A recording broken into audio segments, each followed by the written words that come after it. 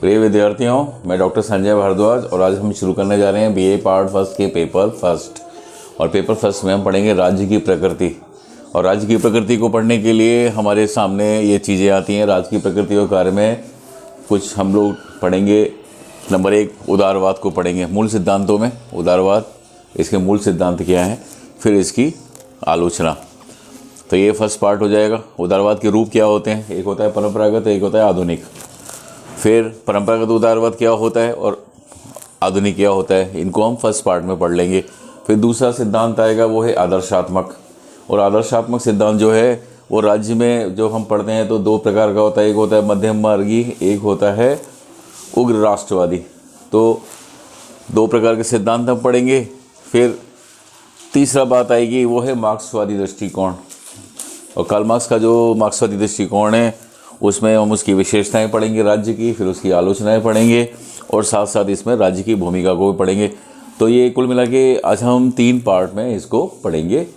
और विश्वास, उदारवादी विचारधारा अन्य विचारधाराओं की भति निश्चित और क्रमबद्ध विचारधारा नहीं है। उदारवाद ना तो किसी एक व्यक्ति के विचारों का परिणाम है और ना ही विचारधारा किसी युग के साथ जुड़ी हुई है। वास्तव में ये कोई दर्शन नहीं वरन अनेक विचारों का सम्मिश्रण है। ये एक जीवन दृष्टि, जीवन क्रम तथा मस्तिष्क की एक प्रवृत्ति है जिसके अंतर्गत अनेक मान्यताएं, आदर्श एवं संस्थाएं। ऐसी स्थिति में उदारवाद की व्याख्या स्वाभाविक रूप से कठिन कार्य हो जाता है। कुछ व्यक्ति उदारवाद को व्यक्तिवाद का पर्यायवाची मानते हैं, जो कि पूर्णतः सत्य नहीं है। जॉर्ज सेवाई ने लिखा है कि लगभग 1830 तक इन दोनों में कोई अंतर नहीं था, क्योंकि उस समय तक ये दोनों विचारधाराएं व्यक्ति के जीवन में राज्य के हस्तक्षेप की विरोधी थी। लेकिन इसके बाद स्थिति बदल गई। ग्रीन जैसे उदारवादियों के द्वारा नकारात्मक स्वतंत्रता के साथ साथ सकारात्मक स्वतंत्रता पर जोर देते हुए कहा गया कि समाज के सभी सदस्यों के कल्याण और विकास के लिए राज्य के द्वारा समुचित सुविधाओं की व्यवस्था की जानी चाहिए। यदि जन कल्याण के इस लक्ष्य को प्राप्त करने के लिए व्यक्तियों के जीवन में हस्तक्षेप करना या राज्य द्वारा व्यक्तियों के जीवन पर नियंत्रण रखा जाना आवश्यक हो तो राज्य ऐसा भी कर सकता है। प्राय लोकतंत्र को उदारवाद का नाम दे दिया जाता है, लेकिन यह भी सीमित अर्थों में ही सही है। आधुनिक लोकतंत्र बहुसंख्यक वर्ग की सत्ता में विश्वास करता है, लेकिन उदारवाद सामाजिक और राजनीतिक क्षेत्र में बहुसंख्यक वर्ग की अपेक्षा अल्पसंख्यक वर्ग के हित की रक्षा के लिए अधिक जागरूक है। इस प्रकार उदारवाद लोकतंत्र से कुछ अधिक हो जाता है। उदारवाद परिवर्तन और प्रगति का संदेश देता है और व्यक्तिवाद तथा लोकतंत्र भी इसमें शामिल है। मैकगवर्न इस बात को दृष्टि में रखते हुए कहते हैं कि एक राजनीतिक सिद्धांत के रूप में उदारवाद 2 पृथक तत्वों का मिश्रण है। इनमें एक लोकतंत्र है, दूसरा व्यक्तिवाद। लेकिन उदारवाद केवल यही नहीं है।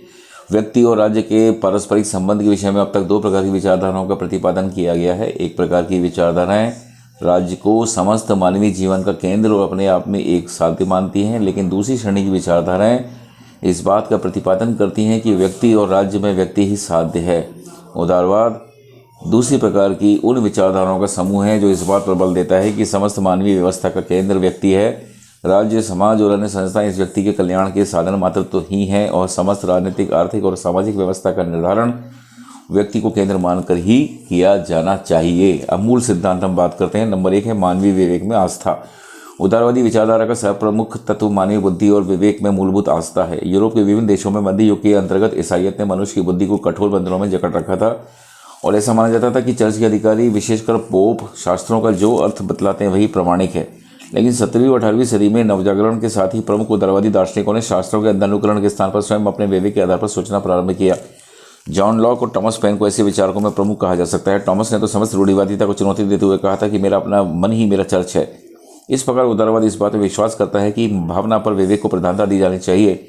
उदारवाद ने इस दृष्टिकोण को अपनाकर स्वतंत्र विचिंतन को प्रोत्साहित किया। दूसरा है इतिहास तथा परंपराओं का विरोध।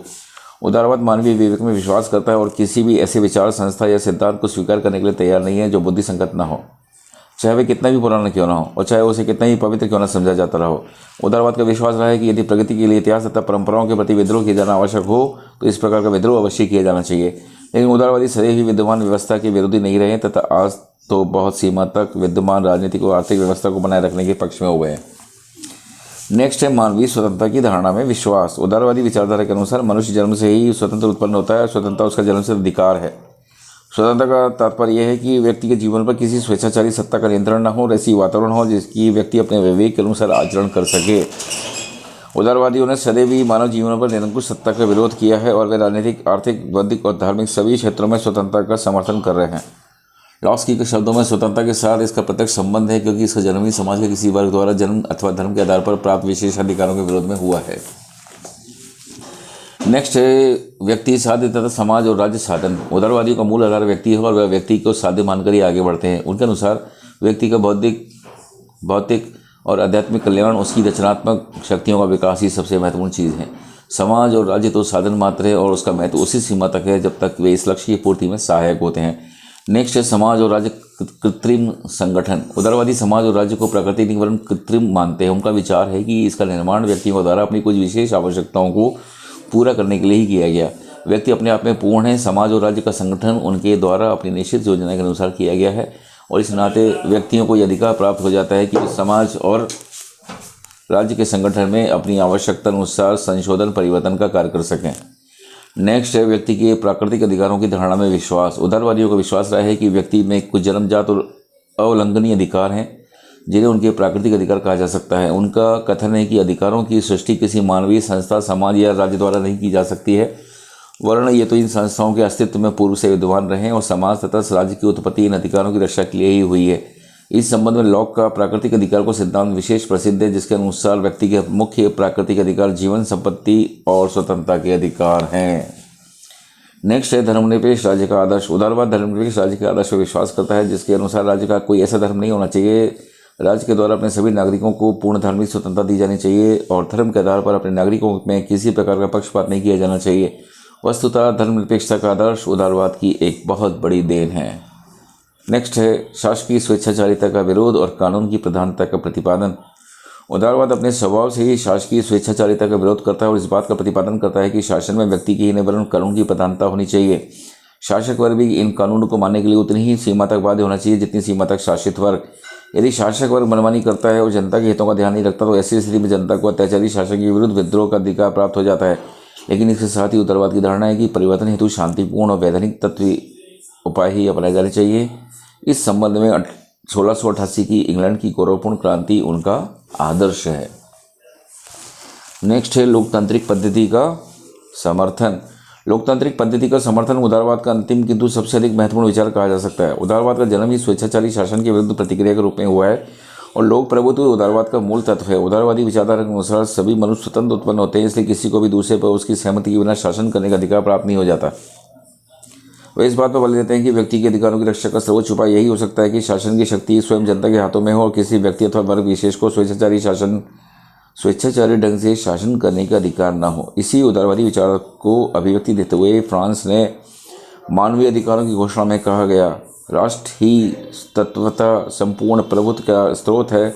कोई व्यक्ति अथवा व्यक्तियों का समूह किसी सत्ता का अधिकारी नहीं हो सकता जो राष्ट्र से प्राप्त न हुई हो। नेक्स्ट है अंतर्राष्ट्रीयता, विश्व शांति में विश्वास। उदारवाद अंतर्राष्ट्रीय क्षेत्र में राज्य की निरंकुशता को स्वीकार नहीं करता और विश्व शांति तथा विश्व बंधुत्व के आदर्श का प्रतिपादन करता है। उदारवाद के अनुसार प्रत्येक राष्ट्र को शनै शनै शांति पूर्वक प्रगति करती रहनी चाहिए और उसे अन्य राष्ट्रों को वैसी प्रगति में सहायता देनी चाहिए। उदारवाद के अनुसार राष्ट्रीय वैमनस्य की भावना को प्रोत्साहित नहीं किया जाना चाहिए और राज्यों के द्वारा अंतर्राष्ट्रीय नैतिकता तथा सामान्य अंतर्राष्ट्रीय नियमों को स्वीकार कर लिया जाना चाहिए। अब हम पढ़ते हैं राज्य के उद्देश्य और कार्यों के संबंध में उदारवाद। तो राज्य के उद्देश्यों और कार्यों के संबंध में उदारवादियों का दृष्टिकोण सदैव एक ही नहीं रहा है और इस संबंध में उनकी विचारधारा परिस्थितियों के अनुसार विकसित होती रही है। इस संबंध में उदारवाद के दो रूप बताए जाते हैं। नंबर 1 है परंपरागत उदारवाद, दूसरा है आधुनिक जनतंत्रात्मक उदारवाद। परंपरागत उदारवाद में इसका जन्म स्वेच्छाचारी शासन और व्यवस्था के विरुद्ध एक स्वतंत्र आंदोलन के रूप में हुआ है। परंपरागत उदारवाद का मूल स्रोत स्वतंत्रता ही रहा है। जॉन लॉक और जॉन स्टुअर्ट मिल को इस परंपरागत उदारवाद का प्रतिनिधि विचारक कहा जा सकता है। प्रोफेसर हाबुहाउस ने अपने उदारवाद शीर्षक ग्रंथ में परंपरागत उदारवाद के 9 मूल सिद्धांत बतलाए हैं जो इस प्रकार हैं। नंबर 1, नागरिक स्वतंत्रता, सिविल लिबर्टी। नागरिक स्वतंत्रता शासकीय स्वेच्छाचारिता का विरोध करती है और इसका कथन है कि व्यक्तियों पर व्यक्तियों का नहीं वरन कानून का शासन होना चाहिए। मध्य युग की सामंती व्यवस्था में सामंत वर्ग के वर्गीय विशेष अधिकारों का बोलबाला था। व्यक्तियों को अपने जीवन और संपत्ति की सुरक्षा प्राप्त नहीं थी। सामंत वर्ग के द्वारा व्यक्तियों को मनमाने तरीके से सताया जाता था, उन्हें कारागार में डाल दिया जाता था और संपत्ति को छीन लिया जाता था। नागरिक स्वतंत्रता के आदर्श द्वारा उसे स्वेच्छाचारिता का विरोध किया गया और इस बात का प्रतिपादन किया गया कि व्यक्तियों को अपनी इच्छा अनुसार जीवन व्यतीत करने का अधिकार प्राप्त होना चाहिए।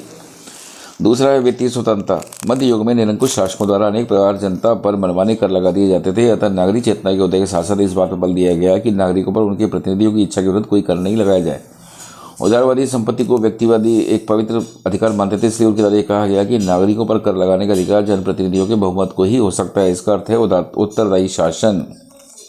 18वीं सदी के अंत में अमेरिकी स्वतंत्रता संग्राम इसी प्रश्न को लेकर प्रारंभ हुआ। इसका प्रसिद्ध नारा था, बिना प्रतिनिधित्व के कर नहीं, no taxation without representation. Next है व्यक्तिगत स्वतंत्रता।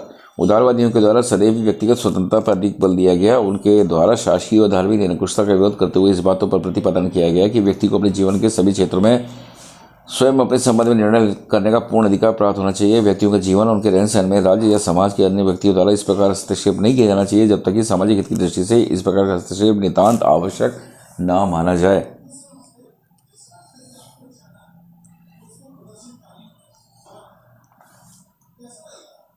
व्यक्तियों के जीवन और उनके रहन सहन में राज्य या समाज के अन्य व्यक्ति द्वारा इस समय तक हस्तक्षेप नहीं किया जाना चाहिए जब तक कि सामाजिक हित की दृष्टि में इस प्रकार का हस्तक्षेप नितांत आवश्यक न हो जाए।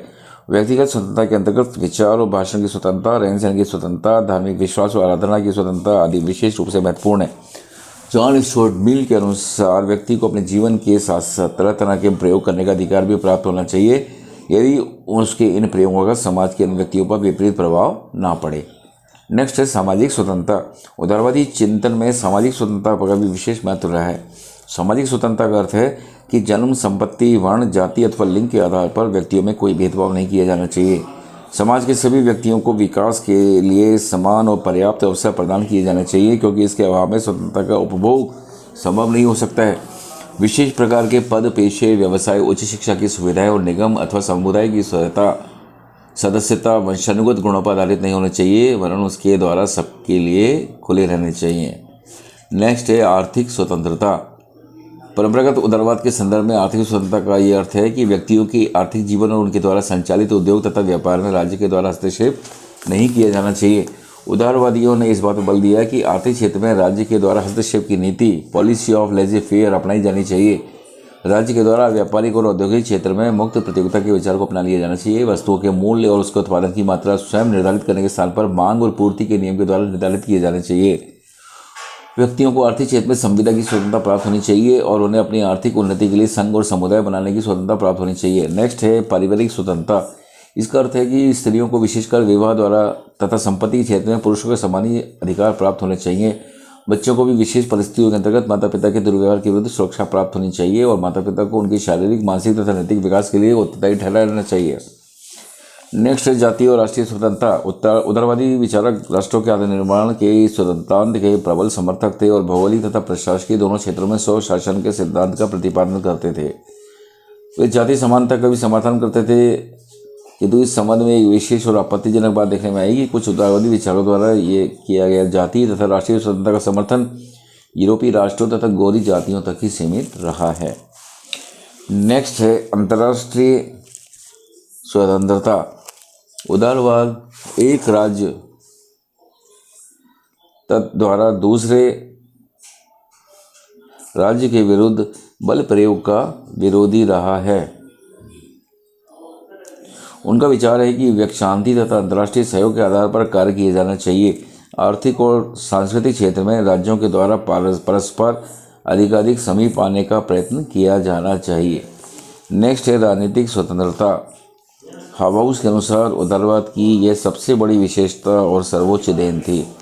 राज्य के कार्यों में सक्रिय रूप से भाग लेने का नाम ही राजनीतिक स्वतंत्रता है। इसके अंतर्गत ये 4 चीज़ें सम्मिलित हैं: नागरिकों को अपने प्रतिनिधि चुनने का अधिकार, निर्वाचित होने का अधिकार, सार्वजनिक पद ग्रहण करने का अधिकार और राजनीतिक मामलों में समुचित जानकारी प्राप्त करने पर तथा उन पर स्वतंत्रतापूर्वक विवाद करने का अधिकार। इस प्रकार उदारवाद की राजनीतिक स्वतंत्रता लोकतंत्र की पर्यायवाची है।